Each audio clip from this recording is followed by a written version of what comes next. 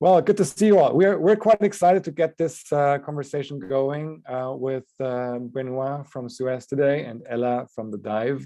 As usual, we are unusual in the way that we structure these conversations. We will have an input and a conversation with Benoit and Ella in the second here, and after that, have the opportunity for you to network. In terms of house rules, general house rules apply. Feel free to just post in the chat, connect with people over the chat. Feel free to keep your cameras on just so you see each other, but also please keep yourself muted for the time being. And you can later on then in the Q&A section, you can either write your questions in the chat or raise your hand, and we can also ask you to share and ask. For now, I'm just going to quickly share my screen and go through a bit of a stage setting. We're obviously going to have the fireside chat, the networking later on, and the Q&A and closing. As you know, some of you that have joined a couple of times, those of you that are new, the unusual talks that we're having today is part of our Unusual Pioneer work on the Unusual Pioneer program, which is supporting social intrapreneurs within large corporations to scale their initiatives that are focused on impact, be it social or environmental. Why are we doing this? We are obviously in a time where companies need to step up more and more and need to fulfill their social environmental responsibility. And many more companies actually are starting to pledge for climate neutrality, pledge for inclusiveness. And in fact, last year, the number of corporate pledges doubled compared to the year before. So a lot of commitments to social and environmental issues. But obviously now the big question is, how do we make this happen? How do we actually put them into action? And this is where we're super excited to have unusual pioneers, social entrepreneurs like Benoit, in a group of social entrepreneurs in the Unusual Pioneers program that are working towards that direction to build new roads, as Professor Yunus would say. You can see some of their names here. We've featured some of them before already in previous unusual talks, and you'll get to access many more of them in the future. Today, it's really about Benoit. Ella will introduce Benoit in detail, but Benoit is working with SUEZ, working on topics of circular economy and inclusion in France. So very much also focusing on the key topics that we're looking at the moment. And really happy to have Benoit with us today. Welcome and thanks.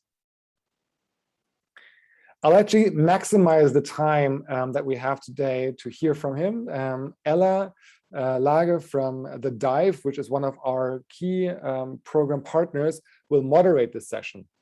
Now, when we set out to work on the Unusual Pioneers, we didn't just want to support individual initiatives. Obviously, that's important to increase the impact, but we also wanted to look at what kind of effect does that have on the company? What kind of effect does that have on the way that companies are looking at their business model? And therefore, also looking at how we can transform the companies from, let's say, business as usual to including key aspects that are important to us today, environmental, social, or otherwise.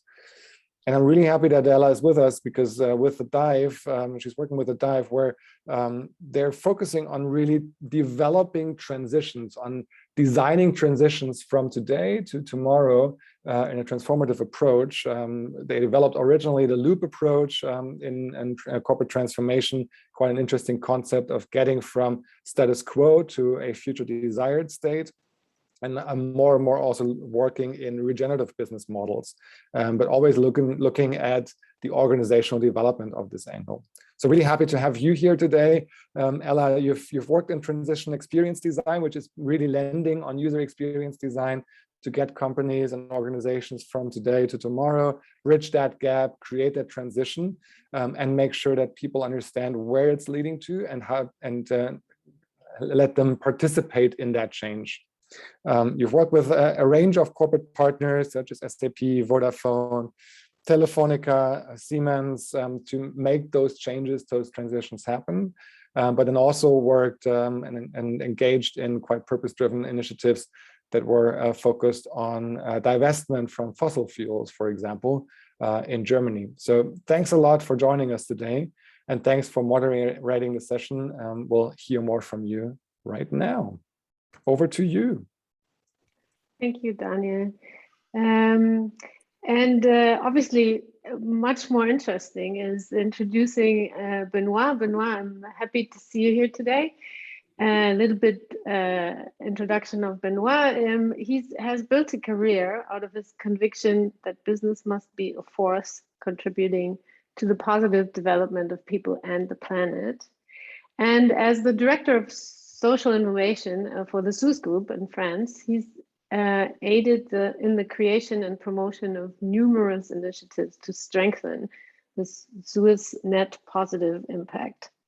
Benoit founded Green Drinks Paris, an informal network of more than 500 sustainable development professionals in Paris.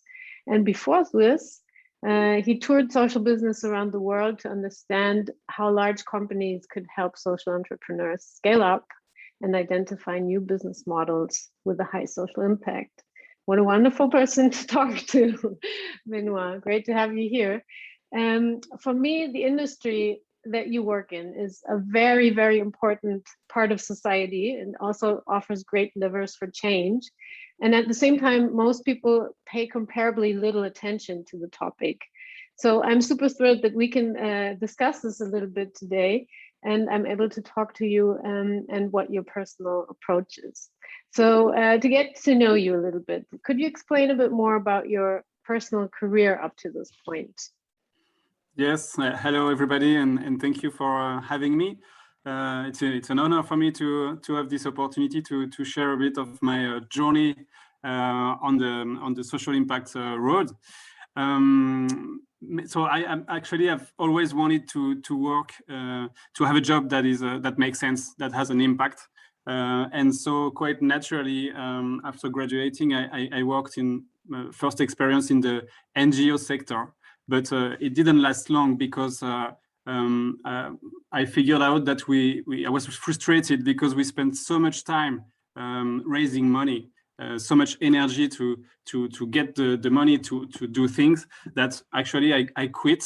And I did quite a radical move because I decided to, as a following experience, to work in a big oil company called Total in France in sustainable development. So many of my friends and family really laughed at me at the time because moving from an NGO to a big oil company was quite a change. And but actually this experience was absolutely key for me because it showed me actually three things. One is that if we want to change the world, actually we need to change big corporations. That's for sure, and that still is a conviction for me today. The second thing I learned is that if a company like Total Oil move very slightly, it can have the impact of many NGOs. So I felt very useful working like in that kind of corporation. And the third thing I learned really was that, so it's a bit caricatural, but to hijack a plane, you have to be inside the plane. So I decided to be an insider and work a bit like an activist inside corporations. And then, so I worked always with the business from inside or maybe as a consultant. I did 5 years as a consultant, and I learned another thing when I was a consultant in sustainable development for corporations in Europe and in Africa, is that we were specialized in stakeholder engagement and in inclusive business. But what I learned is that doing less bad is not enough. So when we're talking about impact, we have to be more radical. And I was really realizing that CSR, corporate social responsibility approach are too often peripheral, not directly impacting the core business. And if we want to have a big corporation to pivot, we need to change their core business, the way they do products and services. So following that experience, I did this trip around the world studying social entrepreneurs because because social entrepreneurs are radicals. Actually, they built a business model dedicated to bring solutions. And so I wanted to see that. I wanted to understand how we can have a business model dedicated to impact and how we can work with social entrepreneurs to scale their solutions when we are a big corporation. I can't hear you, Ella. Sorry, and I was asking, so how long did you tour those social entrepreneurs? Sorry, I didn't catch it. How long was that tour? It was 10 years, 10 months Wow. in 12 countries, and so we studied different initiatives, and we had, for example, we dig the question of affordable housing in India.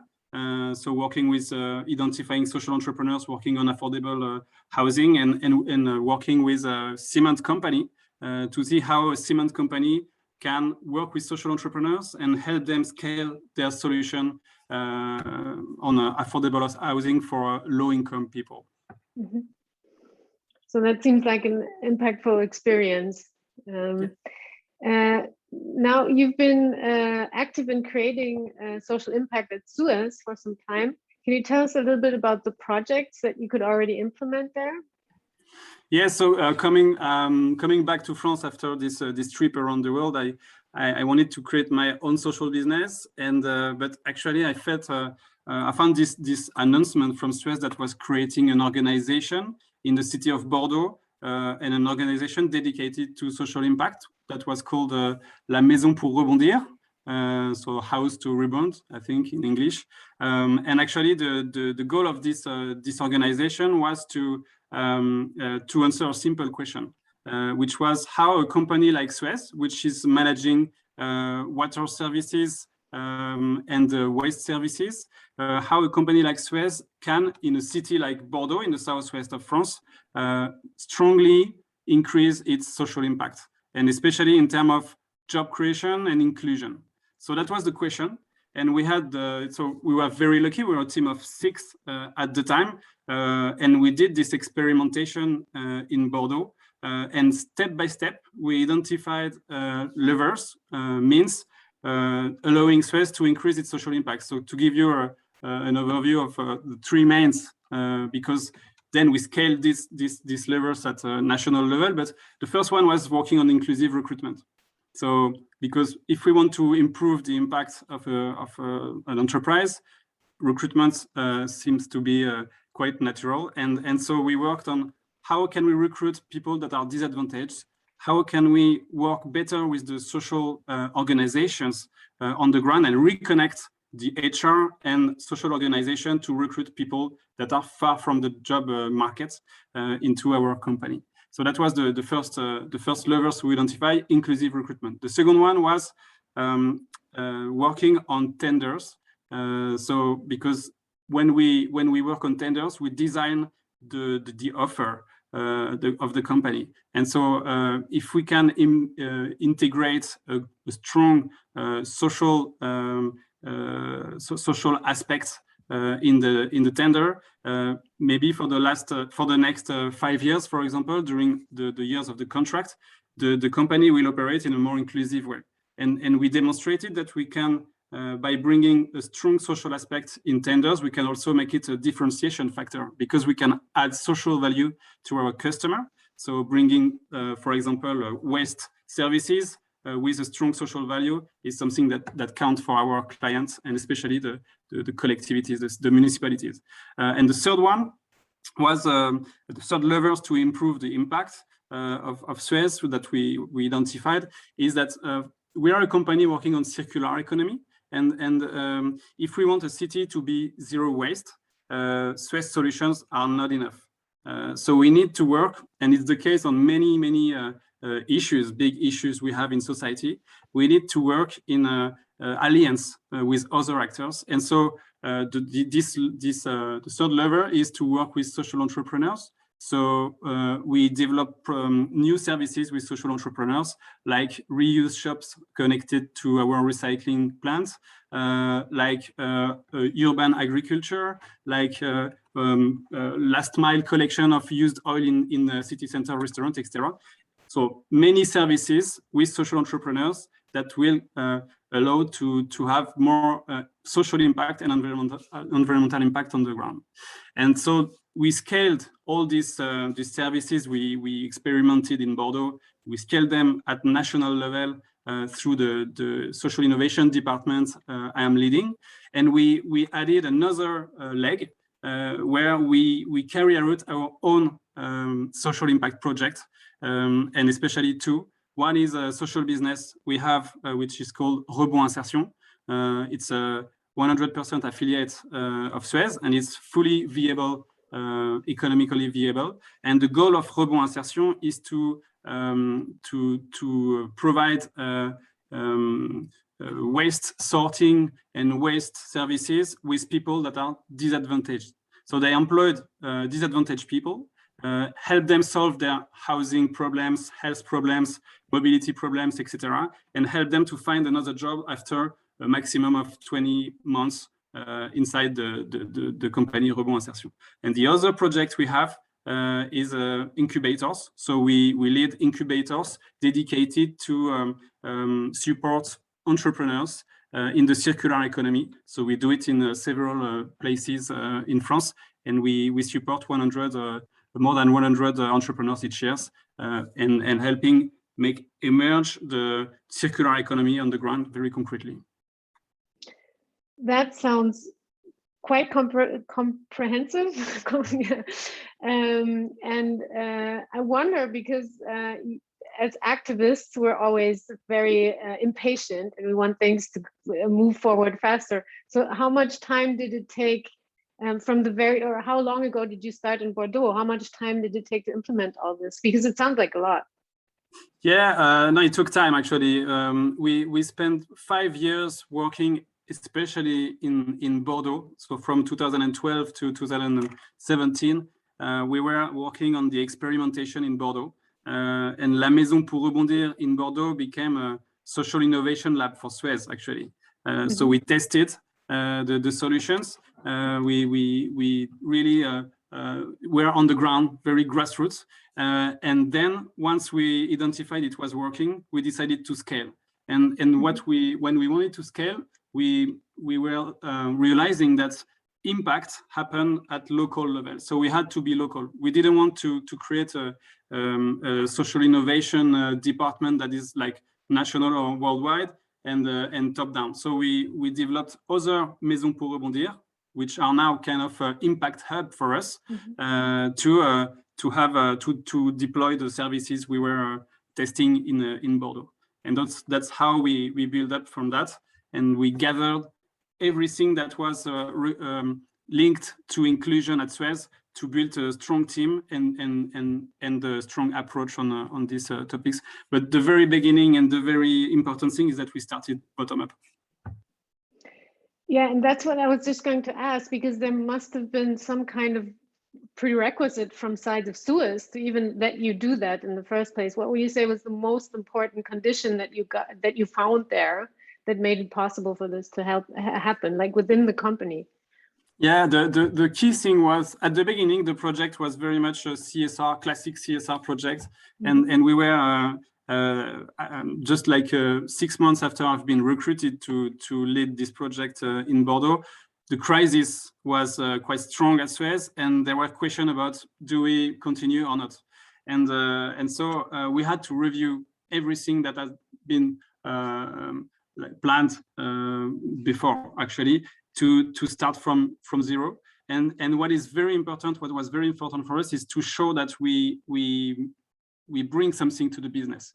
So as soon as we align social impact with business impact, we had like the doors were open. So when for example commercial people saw that bringing or designing a strong social aspects of tender was really differentiating to their clients. When we were talking to their client, they were very interested in what we were proposing, etc. They were open, and then it was easy to convince people actually internally. To make it very tangible, can you give some numbers about the impact and the reach that you've created with these activities? Yeah, so of course. So every year we have each year we have 1,500 people that are disadvantaged that we recruit directly or through our social outsourcing. And we support more than 100 entrepreneurs each year in our incubators. And we work on more than 50 major tenders on the social aspect of these tenders every year. So, and my team, we are in a team, in my team, we are 12 people.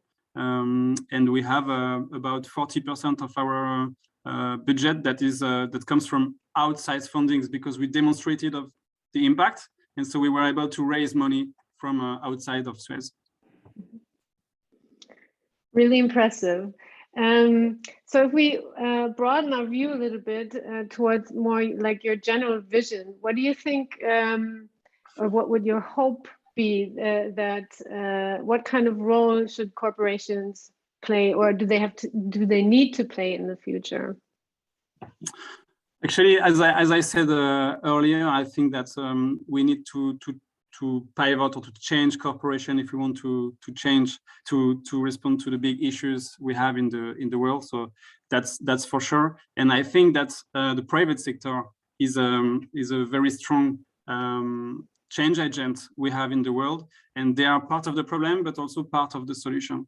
And one thing that strikes me, actually, just to be more concrete, 3 years ago, I did a trip in Greece, cycling around Greece, and I was very struck by the amount of waste and plastic waste, especially we had on the road, along the roads and in the sea.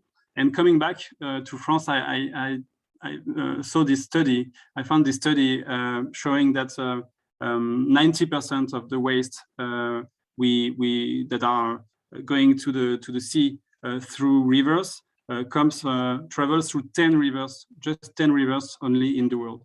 And I was like, actually, it's not rocket science to prevent plastic waste to go in rivers. We need a waste collection system. We need used water treatment. And so that's what my company, SUEZ, is doing. That's what other companies like Veolia and many others are doing for hundreds of years. So the question was like, how can we ask or push for companies to bring their solutions where it's needed and on the problems we need to solve in the next 10 years.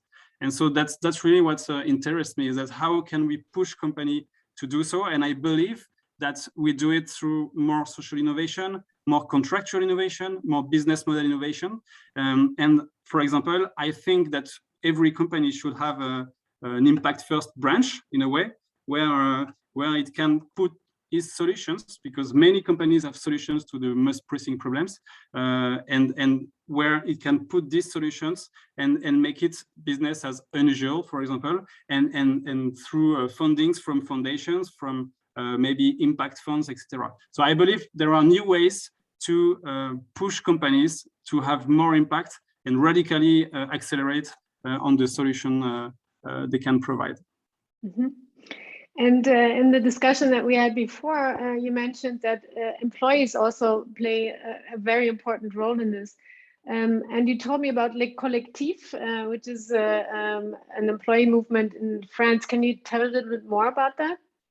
Yeah, that's something very interesting that's happening in France, especially since the COVID crisis, where more and more people are looking for finding a sense in actually, when you figure out that we spend 80,000 hours working in a lifetime, it's normal that many people want to have a job that is useful, has an impact.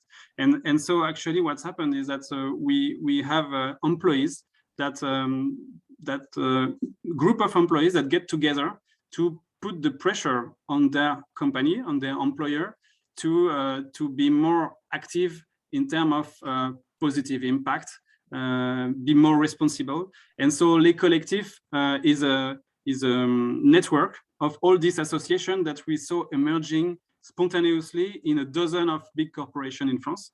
And at SUEZ, we have SUEZ Acts for Impact. That's the name of this group. And so we have 150 employees that are working on workshops, and pushing for change inside the company. And so I believe that employees have a key role to play, and I'm very happy to see this employee activism emerging. And I believe actually that we can also, there are other ways as an employee to act and to push for change. You can do it at the very basic level by just talking about impact and showing that you care about the impact of your employer, your company. And you can do it also through your job. Sometimes when you're a purchaser, when you're a recruiter, you can have an impact directly. So being maybe aware of this impact and trying to have a positive impact and limit it or reduce the negative impact, it's something that many employees can do. So I believe that today employees have been underestimated in a way, and that maybe alone they cannot do much, but together they can weigh a lot. And we don't have to forget that actually in many corporations, employees have shares as well and can also use their shares to maybe send some messages to their top managers. Mm-hmm.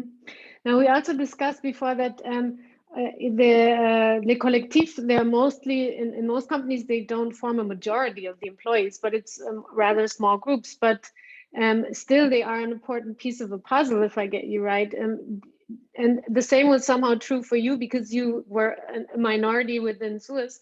Did you ever experience that it was difficult for the rest of the company to accept what you were doing, or was that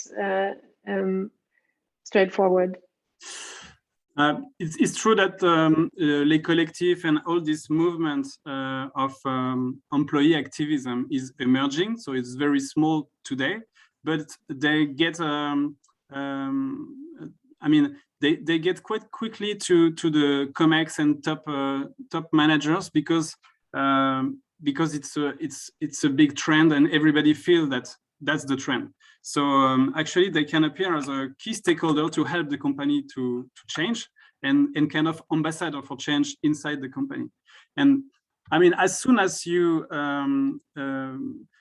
again, I think that we need to show that we can align social and environmental impact and business. And I believe, maybe I'm wrong and naive, but I believe that only businesses that will demonstrate a net positive impact will be able to survive and to succeed in the future. So everybody feels it's growing. So I think that there is they can get some support from top managers afterwards. Thank you very much. So I see there's a lot of questions from the audience, and I'm inclined to pick up on some of them. For example, I'm intrigued to know from Benoit where the impetus to create a business focused on social impact in Bordeaux came from. Was it a top-down initiative? Or actually, I think you already went into this a little bit, but maybe you can give a little more detail. Or did it stem from another unusual pioneer on the ground? So the question is how it started? Yeah. It started as a CSR project, classic CSR project, but we had to review everything at the first crisis that we had.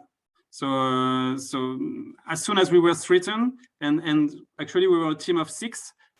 We had nice premises, etc. at the very beginning, but no impact and not demonstrated anything. And we had this economic crisis that came very quickly and that forced us to start to think differently and to hybrid our model as well. So SUEZ was not the only one to pay the same amount. So we had to change our business model and the services we developed. So it started as a CSR and quite peripheral initiatives.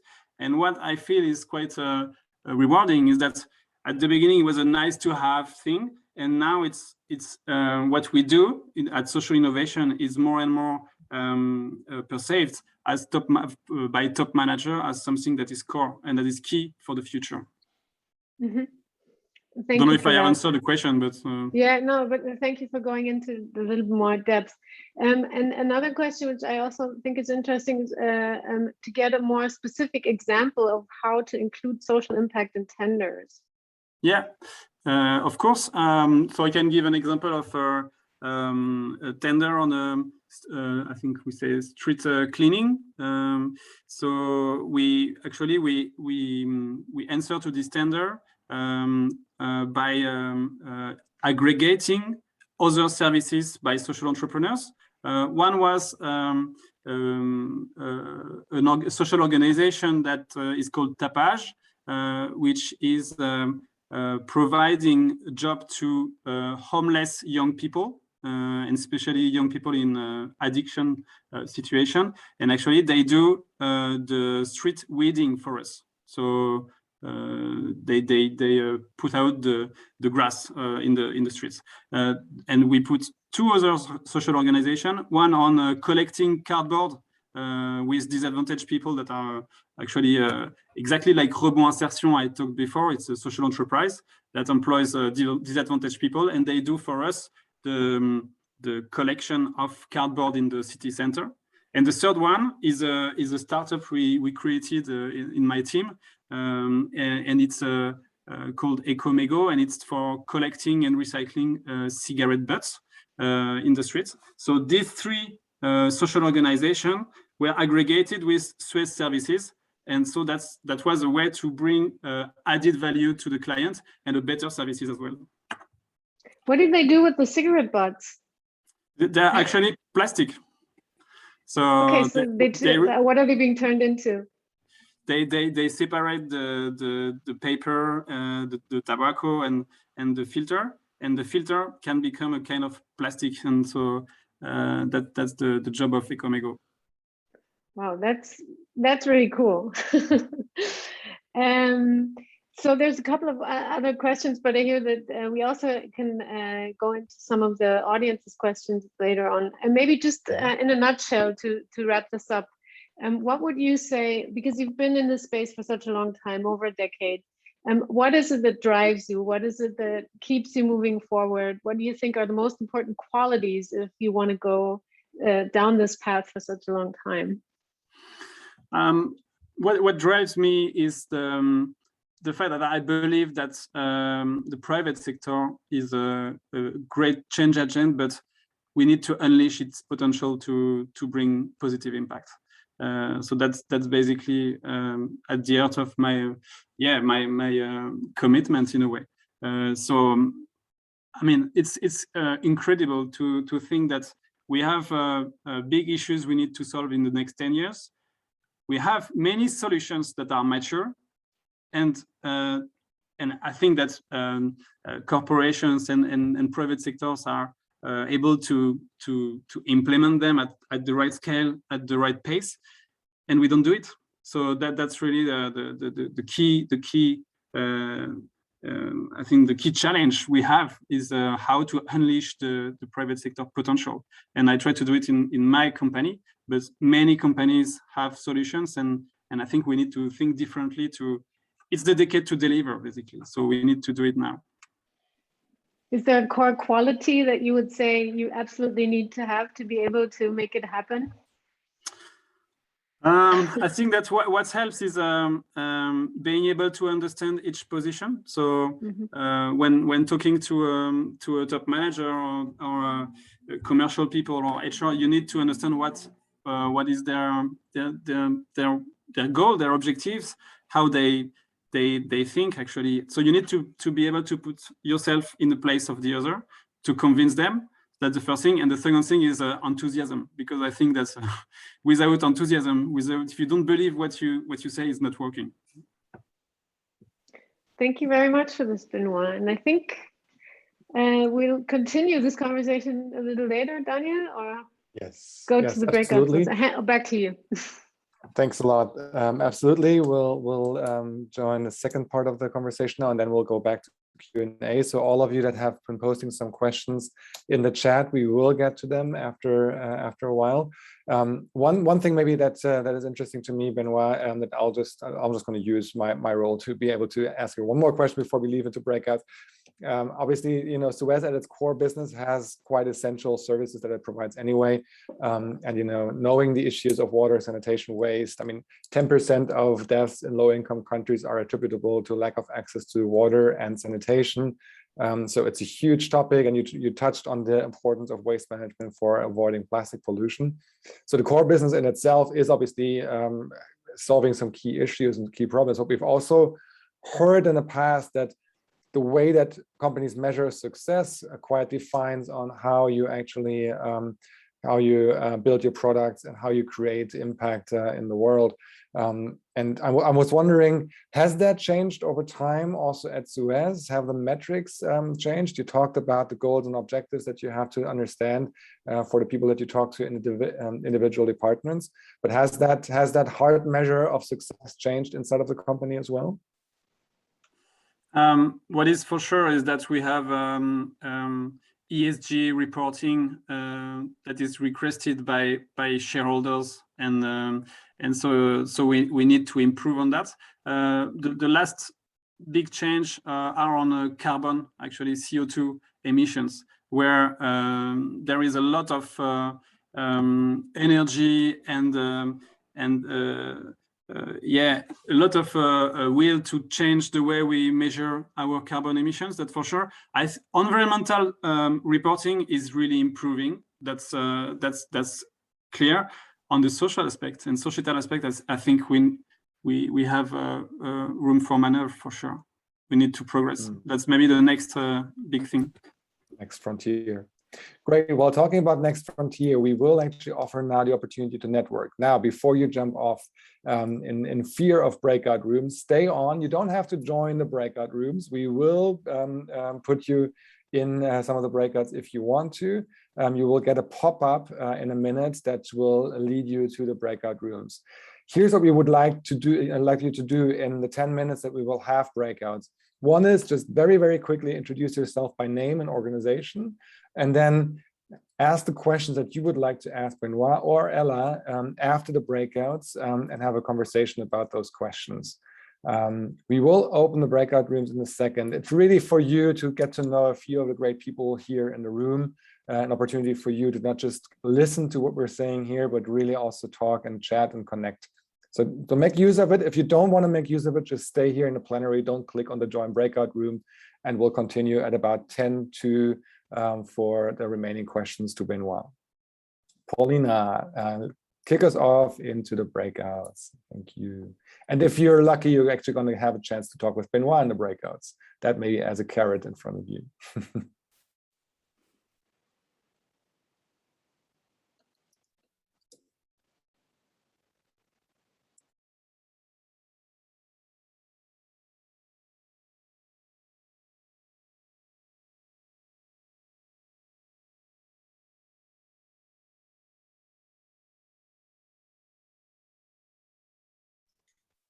Hello, everyone, and welcome back. People are joining back in here. That's great to see. Awesome. We lost a few participants in the networking session. That's always the usual.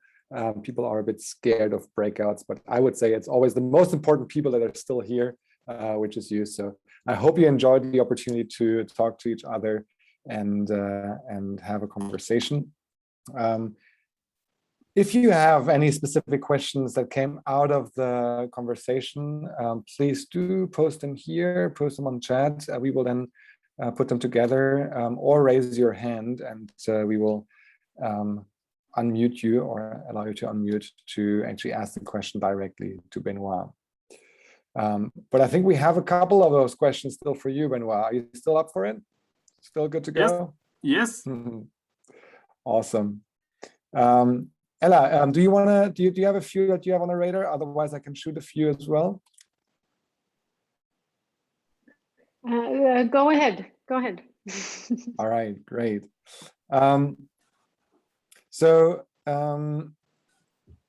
Which one I was looking for actually.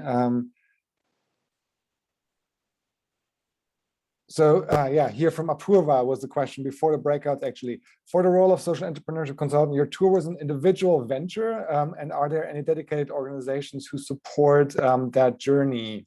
Some companies do have CSR roles, but I would be interested to know if opportunities work across different sectors. Is it something you can answer, Benoit, actually? Yeah, yeah, it was an individual venture.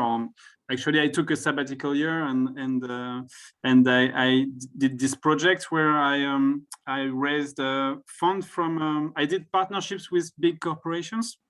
So we had a few corporations that were interested in knowing more about social entrepreneurs and how they can maybe tap the bottom of the pyramid markets. So that's what we did during 10 months. And we had special assignment, but it was just like a 1-year trip. And the goal was basically more to pay for us to do this trip, and they had the opportunity to meet the social entrepreneurs and connect them with the corporations. But in France, it's quite common. We have gap years, especially for students. Many students do trip, that kind of trip. They do a project and they go traveling. So. Awesome. Thanks a lot. And we have Tanya raising her hand there. Tanya, go ahead from Impact. Oh, hi. Thank you. Amazing case study there. I was just really curious about your trip that you did visiting social entrepreneurs around the world. And I was curious how long you did that for, and if there were any key takeaways from what you learned there, then enabled you that you implemented then in your work with SUEZ. Yes, of course. So it was during 10 months, as I said, in 12 countries, and we were studying social entrepreneurs in different sectors. And among the takeaways is that it's never easy, never easy to try to build a business model with an impact. So it's always multi-stakeholders and quite often complicated business models. But I think that what is interesting is this tension between looking for a business that is viable and looking for impact, and to put them at the same level of priority, actually. And that's where you're creative. That's where you really looking at the two in the same times and at the same level. That's you really innovate. Awesome, thanks. I think Ella, you have another question, right? Yeah, somebody asked, I can't find the thing now, but the last question I asked you, Benoit, was about more like soft skills that are useful for what you do. But somebody wanted to know, as in training, because you have such a wide field that you operate in, what is especially what would you say is especially useful in training as for such a job that is so generalistic? My background is a business school, so quite classical, and it allows me to understand how a business works. And I think that's I mean, in social entrepreneurship journey in corporation or private sector, it's very important to have the right code, I would say, the right understanding of how works the business. So that's for sure something that was useful for me. But at the time when I was a student, social entrepreneurship did not really exist, actually, or I mean, it was not taught in business school. And I think that now we have many universities and business schools around the world that are providing really interesting courses on social entrepreneurship, and maybe tomorrow on social entrepreneurship. So I would recommend to follow that kind of courses, because it gives you all the impact, purpose, extra aspect that we don't have in a classical business school courses. Yeah. Well, Gib was saying here on the side that sometimes he wonders if his MBA helped or hindered him as an entrepreneur within a company. What's your take on this one, Benoit? I don't know, actually. I don't know what to say. You don't know for Gib, at least. I don't know for Gib, for sure. Well, I have to say from my business studies, obviously with a bit of an entrepreneurial background as well, that there was this idea of iterating and accepting a risk and uncertainty wasn't always really part of the curriculum. And I think that's probably and maybe as a question mark to you, that's probably one of the key things that entrepreneurs have to get over, in a way that, you know, you're stepping way out of your comfort zone by actually creating those new things and sticking your head up, right?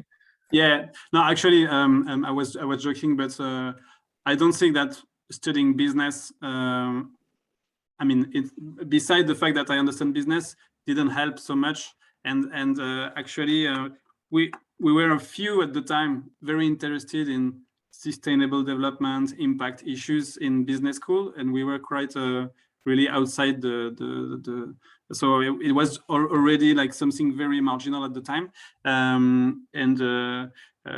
don't think it's the case now, because I think that the young generation really are more aware of all these issues and willing to engage and to align their I would say personal citizen life with their career and commitment in the professional world. Awesome. Well, thank you so much, Benoit. We are at the top of the hour. And big thanks also to Ella for moderating the session today. Benoit, all the very best for your next adventures, your current adventures, whatever comes around the corner. It's so great to have you as part of the Unusual Pioneer cohort. So great to know you as a person, and great to know that you're driving change from within at SUEZ. All the best, fingers crossed, also for the change that's happening at the moment at SUEZ. Thanks so much. Thanks a lot. Thanks. For you all, if you want to continue listening and hearing the voices of unusual pioneers and entrepreneurs, do check out our new podcast. We are actually putting these unusual talks in a podcast format and adding new conversations on top of it that you don't get access to through these events. For sure, you search for Unusual Podcast and Unusual Talks on the main podcast channels. I also put the link in the chat. The next Unusual Talk is coming up on October 26th, together with Ritesh, on social entrepreneurship and tech education. Please mark the calendar, same time, but on October 26th. And then we have an event that sticks out a little bit. We're actually looking at the power of purchasing. Benoit was talking about tenders and including social aspects in tenders. We've seen a lot of case studies around companies working with social entrepreneurs as suppliers, as service providers. I've seen Lee online today from the Body Shop, really mastering some of those topics. And we have a lot of case studies and great speakers on the topic of social procurement coming up on October 5th. It's going to be a mini conference hosted on Hopin with lots of networking opportunities, and obviously supported by the COVID Alliance for Social Entrepreneurs, SAP Porticus, and IKEA. And there's many more ecosystem events coming up that are not linked directly to YSB. We're going to be speaking at some of them, but really also highlighting the rich ecosystem that is being built around not just social entrepreneurship, but also entrepreneurship. So this space is growing, and just wanted to bring your attention to that. Which leaves me with just saying thank you to all of our amazing partners, Porticus, Schwab Foundation, The Dive, all the mentors. I've seen some of them online. League of Entrepreneurs, Decelerator, the QuickBaroque Decelerator with Gib, Fundação and Cabral, Futurist, Impact Hub, so many more that are making this possible.